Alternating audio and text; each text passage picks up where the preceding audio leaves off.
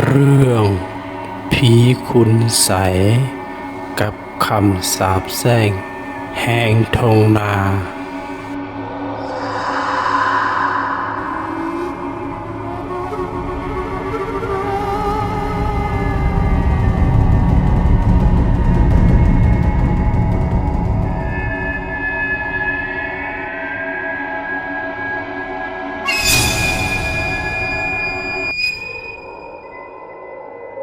อยู่ในบ้านนอกแห่งหนึ่งที่ห่างใกล้จากตัวเมืองใหญ่แม่ตุแลนั่งปั่นข้าวเหนียวคนเดียวอยู่เหือน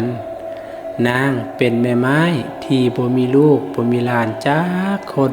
หลังจากพ่อตู่ทองปานได้เสียชีวิตในปีก่อนหน้านั้นชีวิตของนางก็โศกเศร้าหลายหลายดินหน้าพื้นงามๆที่เป็นมูลหมั่งมรดกที่สืบทอดกันมานั้นคือสิ่งเดียวที่ยังคาอยู่ในมือเราแต่ก่อนแม่ตูแลก็เคยมีความสุขกับเสียงจกเสียงขวานและฟังเสียงพั่วห้องเพลงขับลำในทุ่งนาแต่บัดนี้เหลือเพียงความว่างเปล่าและความยานกลัวว่าดินทืนนี้จะปิ้วไปนำสายลมที่พัดมาแม่ตูจอยเมียของพ่อตู่จรวนมักย่างผ่านเฮือนของแม่ตูแลแล้วเบิ่งด้วยสายตาที่เต็มไปด้วยความโลภพ่อตู่จรวนซึ่งมีดินนาที่ติดกับแม่ตูแลเป็นคนใจแคบแคบลาวเห็นแม่ตูแลอยู่คนเดียวแทนที่จะเห็นใจแต่ลาวก็เริ่มคิดหาเรื่องที่จะญาติดินดอนตอนหยางของลาวความโลภของลาวได้รับการสุกยู่จากแม่ตูจอยผู้เป็นเมีย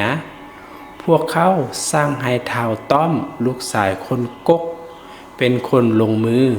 ท้าวต้อมผู้มีหูพางใหญ่คือยักษ์ใจมารคือนักเลงได้ส่วนหมู่2-3 คนมาล้อมหัวไม้ไผ่ไว้แต่หัวนั้นมันยื่นเข้าไปในเขตดินนาของแม่ตูแลประมาณ2-3 วาแม่ตูแลเห็นแนวนั้นลาวก็ใจสั่นคิดแล้วว่าเรื่องบ่ดีกำลังจะเกิดขึ้นแม่ตูแลฮู้ดีว่าพ่อตู่จรวนตั้งใจซ่อโกงเอาดินนาของลาวดินนาพื้นน้อยพื้นนั้นมันก็คือทุกสิ่งทุกอย่างในโลกนี้ที่แม่ตูแลยังมีอยู่แม่ตูแลย่างเข้าไปหาพ่อตู่จรวนกับลูกชายด้วยอารมณ์ที่สั่นเทือนนางได้เว้าด้วยน้ำเสียงอันแห้งว่าพ่อตู่จรวนหัวไม้ที่ลูกชายเจ้าล้อมนั้นมันได้เข้าไปดินคอยเด้อเจ้าเฮ็ดแบบนี้มันบ่ถูกต้องไดพ่อตู่จรวนเฮ็ดท่าทางบ่สนใจในคำเว้าของแม่ตู่แลเลยลาวได้ตอบด้วยน้ำเสียงที่ก้าวแข็งว่าหัวเก่านั่นมันก็อยู่หันมาแต่โดนแล้วแม่ตู่แลเจ้าเป็นคนคิดไปเองติบ่ท้าวต้อมลูกชายคนกกโกยย่างเข้ามาแบบพึมพำเฮ็ดหน้าตาคมคือกับพี่จะดูดเลือดแล้วเว้าคู่ด้วยเสียงที่ดังว่าแม่ตุแลเจ้ายังอยากมีชีวิตอยู่อีกดนปานใดอย่าได้มาคัดขวางข่อยเด้อถ้าบ่เศร้าข่อยจะเอาไม้นี่ฟาดหัวเจ้าตายคาที่เลยได้นี่นะแม่ตุแลรู้สึกเย็นวาบไปทั่วห่างกายนางได้เก็บคำเว้าอันแสนเจ็บปวดไว้ในใจแล้วย่างกลับบ้านด้วยความหมดหวังด้วยความเจ็บปวดและความยานกลัวแม่ตูแลได้ย่างไปเฮือนของผู้ใหญ่บ้านทองจันทร์เพื่อขอความช่วยเหลือนางคิดว่าผู้ใหญ่บ้านเป็นคนเดียวที่จะสามารถช่วยความยุติธรรมให้กับนางได้นางได้เล่าเรื่องความขัดแย้งการล้อมหัวที่บ่ถูกต้องและคำเว้าคู่ค่าของท้าวต้อมให้ผู้ใหญ่ทองจันทร์ฟังผู้ใหญ่ทองจันทร์ได้รับฟังด้วยใบหน้าที่คึกคักแล้วสัญญากับแม่ตูแลว่าจะเข้าไปไกลเกลี่ยให้แม่ตูแลรู้สึกดีใจขึ้นมาน้อยหนึ่งด้วยความหวังว่าปัญหาจะได้รับการแก้ไขโดยดีนางกลับบ้านด้วยใจที่ยังบ่สบายแต่ความหวังของแม่ตูแลก็หยุดสงัดในมือต่อมา พอตูจรวนและท้าวต้อมลูกสายคนกกได้นำเอาเงินไปให้ผู้ใหญ่บ้านทองจันทร์เงินก่อนใหญ่นั้นถึกเอาไว้เมียนเทิงโต๊ะอย่างเปิดเผยพอตูจรวนเว้าว่าผู้ใหญ่บ้านเงินนี้เอาไปซื้อเหล้าซื้อปลาเรื่องของแม่ตูแลขอให้เจ้าช่วยเบิ่งในทางที่ดีนางมันคิดลายไปเองผู้ใหญ่บ้านทองจันทร์เห็นเงินแล้วก็ตาลุกความยุติธรรมก็เริ่มจางหายไปลาวยอมตกลงรับเงินนั้นไว้ด้วยสัญญาว่าจะบอกเข้าข้างแม่ตูแลเรื่องนี้เป็นที่ฮู้กันในหมู่บ้านว่าเงินซื้อทุกอย่างได้แม้นแต่ความถูกต้องเมื่อผู้ใหญ่บ้านมาฮอดเล่าเว้ากับแม่ตูแลว่าแม่ตู้ดินอันนั้นมันบ่มีหยังหลายดอกแม่ตู้ปล่อยให้เขาเจ้าไปซะบ่อยากให้เกิดเรื่องร้ายๆขึ้นแม่ตูแลได้ยินแล้วก็น้ำตาไหลออกมานางรู้สึกว่าทุกสิ่งทุกอย่างได้พังทลายลงบ่มีไผสวยนางได้นางถือคนหังมีกดขี่ข่มเหงความหมดหวังเฮ็ดให้นางคิดหาทางออกสุดท้ายนางนึกถึงคนหนึ่งที่สามารถช่วยนางได้นั่นก็คือหมอผีทองดำผู้ที่เรียนรู้เรื่องเวทมนต์ดำเทิงนางจะยานกลัวแต่นางก็รู้ว่าถ้าบ่เฮ็ดแบบนี้นางจะเสียดินนาไปตลอดกาลในตอนเช้ามืดก่อนตะเว้นยังบ่ทันขึ้นแม่ตูแลได้ออกเดินทางไปหาหมอผีทองดำลาวอาศัยในป่าเลิกห่างไกลจากหมู่บ้านหลายกิโลเมตรแม่ตูแลย่างไปโดยความย่านกลัวเพราะทุกคนในบ้านต่างก็ย่านกลัวหมอผีผู้นี้ผู้คนเว้ากันว่าเราเป็นผู้มีวิชาอาคมแห่งกล้ามีห้อยสักเต็มโตและใส่แต่ผ้าสโลงสีแดงแม่ตูแลคิดในใจว่าถ้าค่อยบ่เพิ่นค่อยก็ต้องเสียดินค่อยต้องยอมเสี่ยงเพื่อความเป็นธรรมเมื่อนางไปฮอดเฮือนของหมอผีทองดำความเย็นเยือกก็แล่นผ่านสันหลังของนางหมอผีทองดำนั่งอยู่กลางเฮือนที่เต็มไปด้วยเครื่องบูชาอาคมลาวมีใบหน้าที่คมขายและมีกลิ่นหอมของสมุนไพรและธูปเทียนแม่ตูแลได้นั่งคุกเข่าลงแล้วกราบไว้แล้วเราก็เล่าเรื่องที่ขัดแย้งที่ดินนาให้เราฟังอย่างละเอียดนางเล่าถึงความบ่ยุติธรรมการข่มขู่ของท้าวต้อมและการซื้อเสียงของผู้ใหญ่บ้านแม่ตูแลเว้าด้วยเสียงสั่นเครือหมอพี่ข้าน้อยบ่มีที่เพิงแล้วดินนาพื้นนั่นคือมูลมังอันสุดท้ายขอให้หมอพี่ช่วยปกป้องความยุติธรรมให้แก่ข้าน้อยได้ท้อหมอพี่ทองดำได้ฟังแล้วสายตานิ่งเงียบสงบ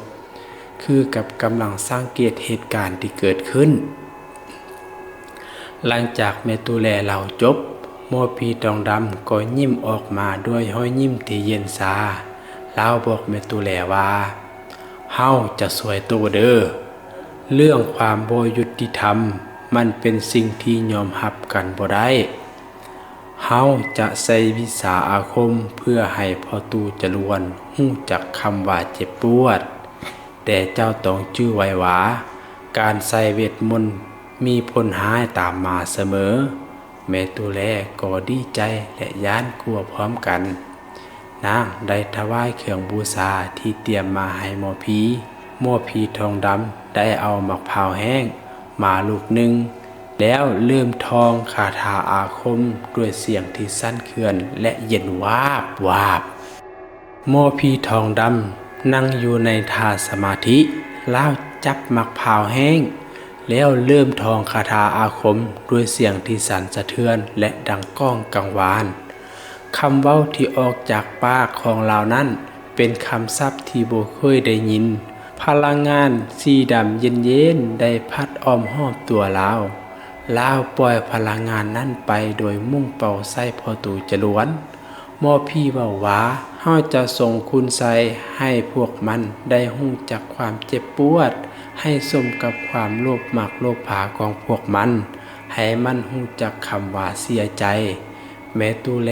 นั่งอยู่ใกล้ๆด้วยความยานกลัวจนบ่กล้าหายใจนางได้เห็นพลังงานเวทมนต์ด้วยตาของตนเองแต่โชคชะตากรรมของคุณไสเวทมนต์ดำนั้นก็เป็นไปตามที่ตั้งใจ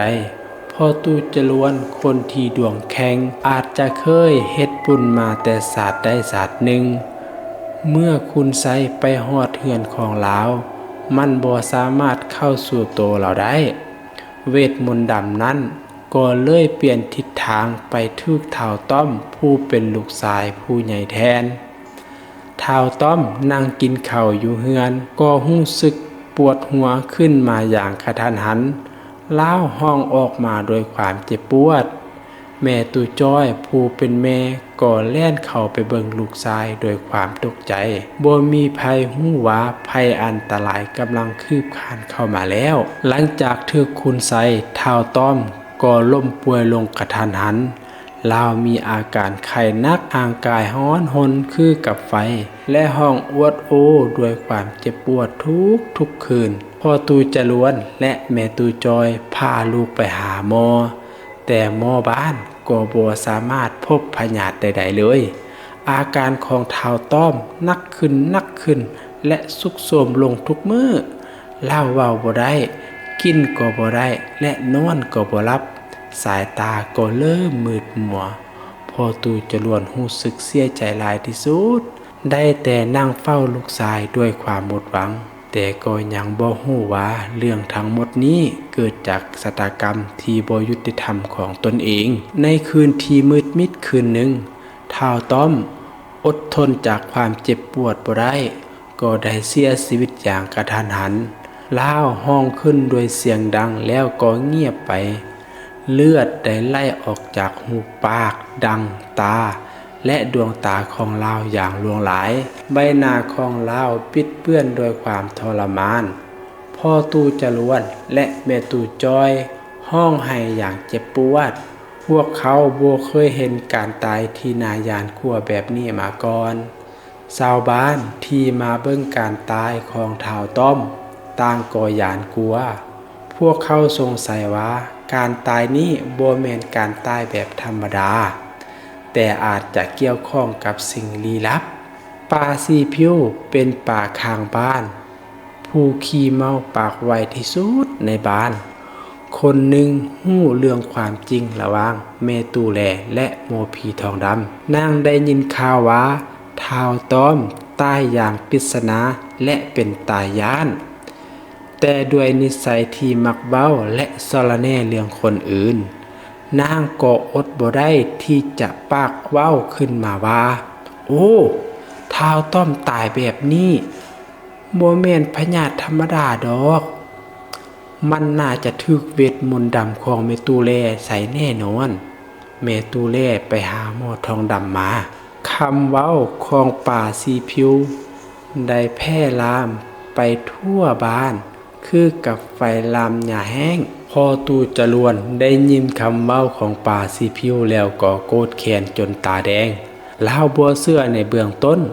แต่หลังจากได้ยินชาวบ้านยืนยันลาวก็เชื่อทันทีความเจ็บปวดที่สูญเสียลูกชายเฮ็ดให้ลาวคิดว่าแม่ตู่แลต้องเป็นคนเฮ็ดแน่นอนพ่อตู่จรวนห้องให้แล้วก็ว่ามันต้องรับผิดชอบกับเรื่องนี้มันฆ่าลูกชายกูชาวบ้านที่เคยเข้าข้างพ่อตู่จรวนย้อนความหวาดกลัวและความโลภก็ใจร้ายนำลาวพวกเขาคิดว่าแม่ตู่แลเป็นแม่มดที่ใส่คุณไสในการฆ่าคนโดยบ่ยุติธรรมย้อนความโกรธแค้นและความโศกเศร้าพ่อตู่จรวนได้รวบรวมญาติพี่น้องที่เข้าข้างตนเองลาวได้เว้าว่าพวกเฮาต้องไปจับแม่มดคนนั้นมาลงโทษให้ได้ให้สมกับที่มันฆ่าบักต้อมลูกสายกู ชาวบ้านหลายคนที่ถึกชื่อเสียงด้วยเงินทองของลาวและความยานกลัวก็ยอมรับคำสั่งของลาวพวกเขาได้เตรียมไม้ค้อนและเสือกมุ่งหน้าไปเฮือนของแม่ตูแลด้วยใบหน้าที่เต็มไปด้วยความโหดร้ายแม่ตูแลที่นั่งอยู่เฮือนคนเดียวรู้สึกผิดหวังในเรื่องคุณไสแต่ก็ยังบ่ฮู้ว่าภัยอันตรายกำลังจะมาถึงตนเองเมื่อพ่อตูจรวนและชาวบ้านญาติพี่น้องของลาวมาฮอดเฮือนของแม่ตูแลพวกเขาได้ยู่ประตูเข้าไปอย่างแหงแม่ตูแลก็ตกใจหลายพ่อตูจรวนห้องใส่นางว่าอีแม่มดมึงใส่คุณใส่ฆ่าลูกกูแม่นบ่เจ้าต้องรับโทษในมือนี้เจ้าตายกูแท้แน่นอน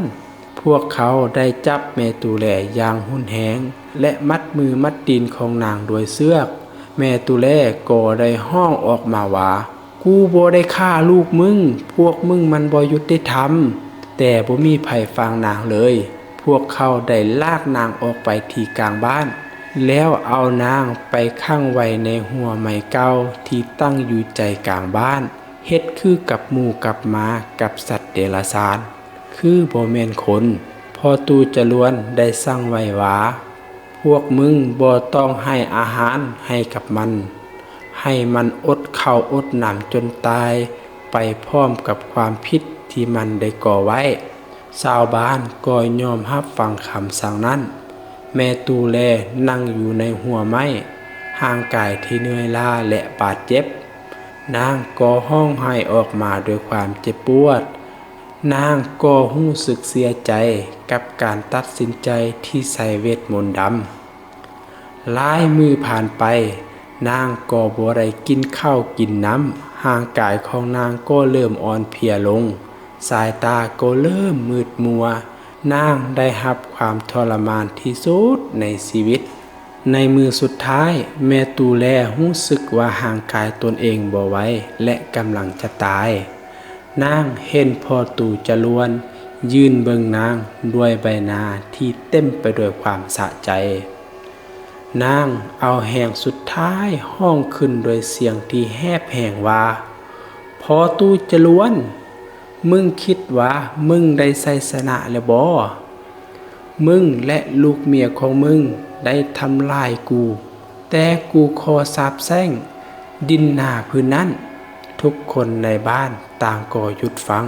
คำเว้าของนางคือเสียงห้องจากความเจ็บปวดที่แสนโศกเศร้าแม่ตูแลได้ยกมือสองเบื้องขึ้นแล้วเว้าคำสาปแช่งด้วยแห่งทั้งหมดที่นางมีอยู่ดินหน้าพื้นนี้จะกลายเป็นดินตองคำสาปถ้าผู้ใดได้ครอบครองมันโดยความโลภผู้นั้นก็จะพบแต่ภัยพิบัติและอันตรายตลอดชีวิตนางยังสาปแช่งต่อว่าลูกหลานที่บ่ฮู้เรื่องก็จะถูกเคราะห์หายนำให้ครอบครัวของมึงพบแต่ความทุกข์ทรมานชั่วอายุคนคำสาปแช่งนั้นดังก้องไปทั่วบ้านเฮ็ดให้ทุกคนใจสั่นหลังจากคำสาปแช่งจบแม่ตูแลก็ล้มลงกับพื้นนางสิ้นลมหายใจอย่างสิ้นหวังและโดดเดี่ยว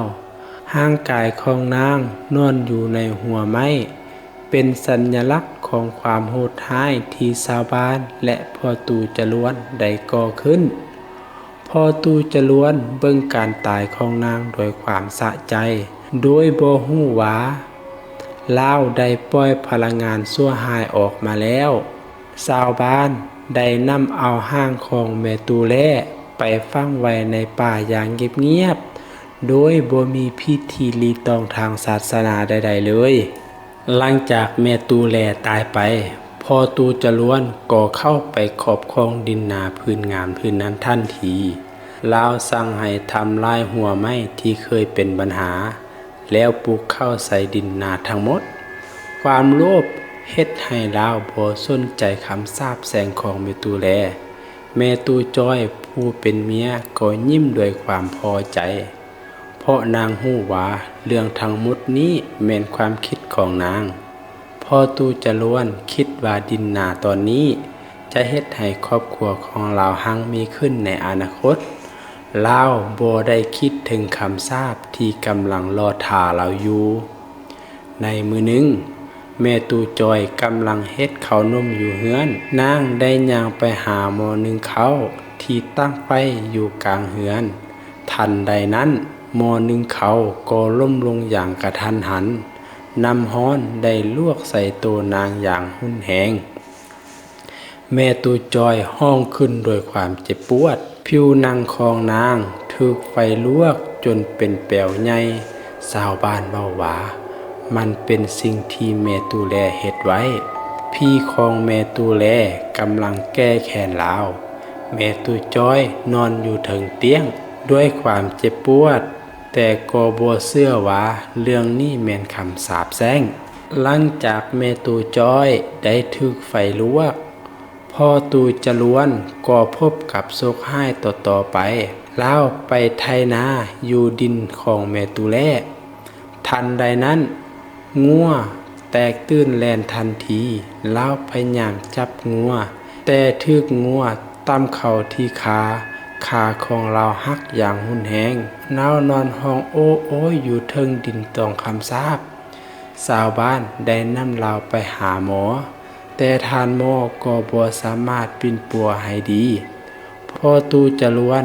ได้แต่อยู่นำคอนไม้ยันทุกคนในบ้านเริ่มยานกลัวดินนาตอนนั้นนางบัวบอนลูกสาวล่าของพ่อตู่จรวนและแม่ตู่จอยเป็นลูกสาวที่บ่ฮู้เรื่องความขัดแย้งนี้นางเป็นคนที่น่ารักและใจดีหลังจากพ่อและแม่เจ็บป่วยนางต้องได้รับผิดชอบเบิ่งแย่งครอบครัวหลังจากนั้นบ่ดนนางก็เริ่มได้เจ็บป่วยนางไอเป็นเลือดห่างกายเหนื่อยล้าและบ่สามารถกินข้าวกินน้ำได้เลยพ่อตู่จรวนและแม่ตู่จอยยิ่งมีความทุกข์ใจขึ้นเพราะพวกเขาคิดว่าคำสาปแช่งของแม่ตู่แลกำลังถึกปล่อยใส่ลูกหลานของพวกเขาพ่อตู่จรวนฮู้ว่าสิ่งที่เกิดขึ้นนั้นบ่แม่นพยาธิธรรมดาลาวเชื่อคำสาปแช่งของแม่ตู่แลแล้วลาวได้พาแม่ตู่จอยและนางบัวบอนไปหาทานหมอหลายๆบอนแต่บ่มีไผสามารถแก้คำสาปนั้นได้เลยหมอผีบางคนบอกว่าคำสาปแช่งนี้มันแห้งเกินไปมันมาจากความเจ็บปวดที่ลึกซึ้งของคนตายพ่อตู่จรวนและแม่ตู่จอยได้แต่ร้องไห้หมดปัญญาเพราะพวกเขาบ่สามารถช่วยลูกสาวของตนเองได้ในที่สุดนางบัวบอนก็เสียชีวิตลงด้วยความเจ็บปวดอย่างทรมานนางบ่ได้ตายด้วยเลือดไหลคือกับท้าวต้อมที่ผ่านมาแต่ตายย้อนความเจ็บปวดอย่างช้าๆแบบทรมานความตายของนางบัวบอนคือกับการทำลายครั้งสุดท้ายของครอบครัวพ่อตู่จรวนพ่อตู่จรวนและแม่ตู่จอยนั่งอยู่กลางเฮือนห้องไห้อย่างสิ้นหวังแม่ตู่จอยได้เว้าว่าเป็นย้อนข้อยผู้เดียวข้อยแม่นผู้ที่สั่งให้พ่อตู่จรวนไปญาติดินนาของแม่ตู่แลนั้นข้อยแม่นผู้อยู่เบื้องหลังความโลภมากโลภผาทั้งหมดนี้พ่อตู่จรวนหลังจากเสียลูก2 คนก็ได้กลับไปดินนาพื้นนั้นอีกครั้งลาวนั่งอยู่กลางดินนาที่เงียบสงบรู้สึกผิดหวังที่สุดลาวจื้อคำเว้าของแม่ตู่แลและความโลภของตนเองลาวยอมรับว่าทุกสิ่งที่เกิดขึ้นนั่นแม่นย้อนการกระทำของลาวและเมียลาวรู้สึกว่าพี่ของแม่ตู่แลกำลังเบิ่งลาวอยู่ลาวได้ร้องไห้ออกมาว่าแม่ตู่แลข้อยผิดไปแล้วขอให้เจ้าอโหสิกรรมให้ข้อยได้เถิดหลังจากนั้นพ่อตู่จรวนก็ได้เสียชีวิตลงอย่างโดดเดี่ยวอยู่ที่ดินนาตอนนั้นลาวบ่ได้ตายย้อนพยาธิแต่ตายย้อนความเจ็บปวดทางในใจและความรู้สึกผิดแม่ตู่จอยผู้เป็นเมียเป็นคนที่พบห่างของลาว นางได้นั่งห้องไห้อยู่ข้างห่างกายของพ่อตู่จรวนด้วยความโศกเศร้าที่สุดความโลภมากโลภผาของนางได้ทำลายครอบครัวของตนเองแม่ตู่จ้อยได้เสียสติและถึกชาวบ้านพาไปโรงหมอหลังจากการตายของพ่อตู่จรวนบ่มีไผกล้าไปครอบครองดินนาตอนนั้นชาวบ้านเชื่อว่าดินนาตอนนั้นเป็นดินที่ต้องคำสาปของเมตุแลดินนานั้นคือถูกปะทิ่มบ่มีไผกล้าไปปลูกหยังใส่เลยเรื่องเหล่านี้กลายเป็นบทเรียนให้แก่คนทั้งหลายในบ้านอย่าได้เป็นคนโลภมากโลภผาอยากได้แต่ของคนอื่นและอย่าไปทำลายคนที่ด้อยโอกาสเพราะว่าความบ่ยุติธรรมจะนำโศกเศร้าและภัยพิบัติมาสู่ผู้ที่กระทำนั้นจงอยู่ด้วยความยุติธรรมและมาหอดนี้เรื่องเล่าพีคุณใสที่ต้องคำสาปดินทงนาของแม่ตุแลก็ได้จบลงแล้วช่วยฝากกดติดตามกดไลค์และกดกระดิ่งให้ในเด้อเพื่อเป็นกำลังใจให้กับทีมงานในการสร้างคลิปต่อไป